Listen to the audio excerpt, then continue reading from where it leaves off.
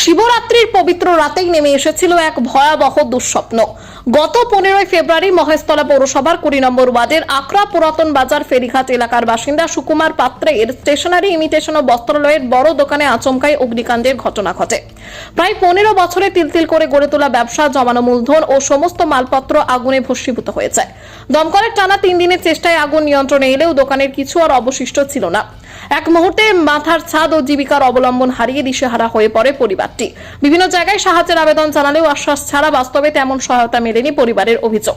পরিস্থিতির চরম সংকটে শেষমেশ অসহায় পরিবারটি যোগাযোগ করেন মহেশতলা টিম অভিষেক ব্যানার্জির কর্ণধার তথা 34 নম্বর ওয়ার্ডের কাউন্সিলর গোপাল সাহার সঙ্গে। পরিবারের দুরবস্থার কথা জানার পর তিনি দ্রুত দলীয় কর্মীদের প্রয়োজনীয় ব্যবস্থা নেওয়ার নির্দেশ দেন। কথাই নয়, কাজে মাত্র 24 ঘন্টার মধ্যেই মিস্ত্রি লাগিয়ে লোহার মোটা পাইপ ও টিন দিয়ে অস্থায়ী ছাদ নির্মাণের উদ্যোগ নেওয়া হয়েছে। 27 ফেব্রুয়ারি শুক্রবার সকাল থেকে জোর কদমে কাজ শুরু হয়। ঘটনার 12 দিনের মাথায় মাথার ছাদ ফিরে পেয়ে স্বস্তির নিঃশ্বাস ফেলেছে পরিবারটি। সুকুমার পাত্রের মেয়ে রুম্পা পাত্র আবেগ কণ্ঠে জানান, সেদিন সব শেষ হয়ে গিয়েছিল, আজ আবার নতুন করে ব্যবসা শুরু করার সাহস পেলাম। স্থানীয় সূত্রে জানা যায়, ঘূর্ণিঝড় আমফানের সময় থেকেও বড় ক্ষতিগ্রস্ত পরিবারের বাড়ি পুনর্নির্মাণে উদ্যোগী হয়েছিলেন গোপাল সাহা। তার এক সহযোগীর দাবি কয়েক হাজার বাড়ি নির্মাণ ইতিমধ্যেই নজির রয়েছে তার উদ্যোগে। অগ্নিকাণ্ডে সর্বশান্ত হওয়ায় পরিবারের পাশে মানবিকতার বার্তায় তুলে ধরলেন গোপাল সাহা। আগামী কয়েকদিনের মধ্যেই পুনরায় ব্যবসা শুরু করার স্বপ্ন দেখছে পাত্র পরিবার। ঘুরে দাঁড়ানোর প্রত্যয়ে নতুন পথ চলার অপেক্ষায় মহেশতলার এই পরিবার। শিবরাত্রি পুজোর রাত্রিরে ভয়াবহ আগুন লেগে গেছে, একদম নিঃস্ব হয়ে গেছে, পুরো ছাই হয়েছে। 3টে দোকান সমেত পুরো কাপড়, মুদিখানা দোকানে কী সব থাকে আপনারা সবই জানেন। মুদিখানা দোকানে সব বসে রাখতে হয় এবং কাপড় চোপড়, রেস্টুরেন্ট, গুডসের দোকানও ছিল।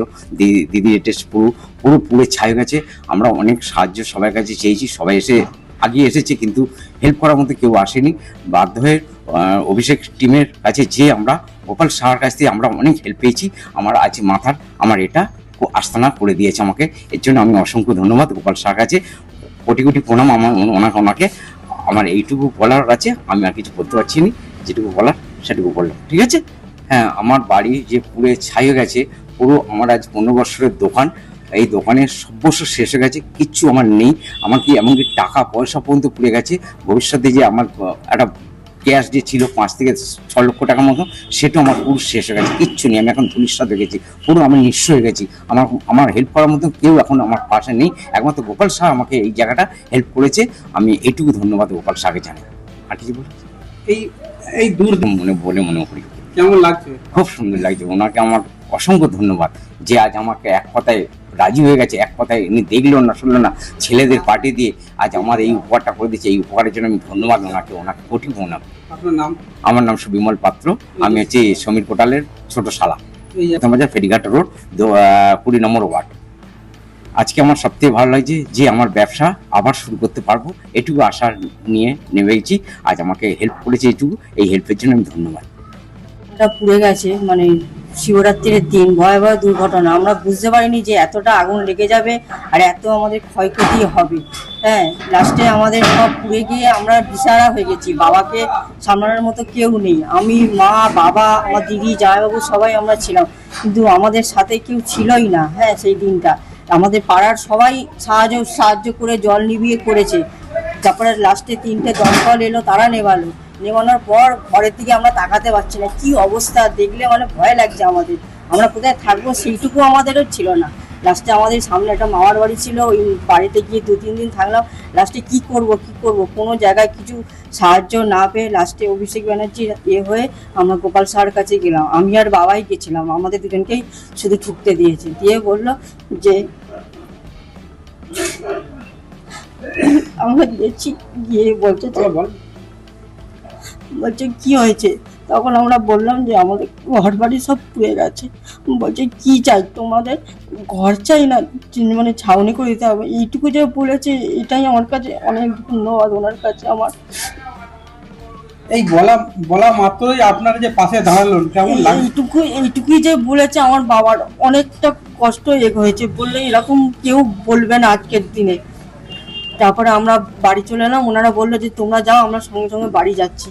তারপরে সন্ধ্যা হয়ে গেল, বাবা বললো যে কি এলো না, তারপর বলছে না ওনারা ঠিক আসবে দেখবে। তা সত্যি দাদা এলো, এসে সব দেখলো, তখন তো আমাদের ঘর পুরো অন্ধকার, হ্যাঁ কি অবস্থায় আছে ওনারাও দেখেছে, দেখে বললো ঠিক আছে চিন্তা করতে হবে না, আপনাদের এই ঘরটা হয়ে যাবে। আমি তো জানি শুধু এই ঘরটাই হবে, ওনারা বললো যে না বাইরেরটাও করে দেবো। আমি এই দেখো বাবা কি বলছি ওনারা। কটা বাড়ি করে এই দুটো বাড়ি মোট চাল করে দিয়েছে, হ্যাঁ তো দুটো বাড়ি করে দিয়েছে? দুটো বাড়ি। আমি তো সবসময় উনি যে এইভাবে একভাবে মানে আমাদের সাড়া দেবেন আমরা ভাবতেও পারিনি। উনি কোথায় থাকেন আর আমরা কোথায় থাকি, 20 ওয়ার্ডে, একবারেই আমাদের কথাটা শুনে নিয়েছে, নিয়ে বলছে ঠিক আছে আমাদের লোক যাচ্ছে। আর আমাদের এত সব পুড়ে গেছে, আমরা যে আবার উঠে দাঁড়াবো এটাই, এই সাহসটাই দেওয়ার মতো কেউ ছিল না, উনি একমাত্র ছাড়া। আপনার নাম? আমার নাম রুম্পা ঘোটাল। এখন এটা আমাদের কাউন্সিলর গোপাল শাহ আমাকে রায় দিয়েছেন যে এনার যে বাড়িটা পুড়ে গেছে শিবরাত্রির দিনে, এনারা গিয়ে দাদাকে জানান এনার বাড়িটা পুড়ে গেছে। তো দাদা আমাকে তৎক্ষণাৎ বলে যে এই বাড়িটাকে যাতে পুনর্ভাবে নির্মাণ করে দেওয়া হয় এবং আমি যেন দাঁড়িয়ে থেকে এই কাজটা করাই এবং কি কাজ হচ্ছে তাকে যেন আমি ভিডিওর মাধ্যমে দেখাই, এনাদের পাশে আমি যেন থাকতে পারি, তা না যেটা যা হচ্ছে আমি যেন ওনাকে সঙ্গে সঙ্গে সেই ডিটেলসটা দিতে পারি। এই সবসময় আমাকে এই নির্দেশ দিয়েছে। না দেখুন এইটা হচ্ছে একটা মানে সেই মানবিক উদ্যোগ। দাদা শুনেই দাদা একবারও ভাবলো না যে এটা কোন ওয়ার্ড। দাদা সবসময় ভেবেছে মানুষের পাশে আমরা থাকবো, মানুষের পাশে কাজ করব, দাদা এইটাই ভেবেছে। আজকে এটা 20 নম্বর ওয়ার্ড, এখানেও দাদা সেইভাবেই মানুষটাকে যেরকম কথা দিয়েছে কথা দিয়ে কথা রেখেওছে। আপনারা দেখতে পাচ্ছেন টিনের কাজ চলছে, টিনের কাজ অলরেডি কমপ্লিট হয়ে গেছে, আপনারা সবই দেখতে পাচ্ছেন। হ্যাঁ, গোপালদার কাছে যারা যায় তো যে কোনো অভিযোগ নিয়ে কোনো মানুষ ফেরত কোনোদিন আসে না, প্লাস যা কিছু জানার এ করার গোপালদার সঙ্গে সঙ্গে তাকে সেই সহযোগিতাটা করে। আপনার নাম? আমার নাম রিক চক্রবর্তী। তো প্রায় সেই আমফান ঝড় থেকে করছি 2019 সাল থেকে, 19-20 থেকে। তো ওনার সেই থেকে যখন উনি কাউন্সিলর ছিলেন না তখন থেকে উনি কাজ করে যাচ্ছেন মানুষের জন্য। তো এর জন্য আমরা ওনার কৃতজ্ঞতা জানাই। আর আপাতত আমরা প্রায় 2019 থেকে আপাতত প্রায় 1700 খানে ঘর করে ফেলেছি। বিশেষ করে আরও মিস্ত্রি আমরা কাজ চলছে, সব জায়গায় কাজ চলছে। উনি যে 6টা ওয়ার্ডের দায়িত্ব নিয়েছে সেটাও চলছে, আর আদার্স ওয়ার্ডের দায়িত্ব কাজ করছে।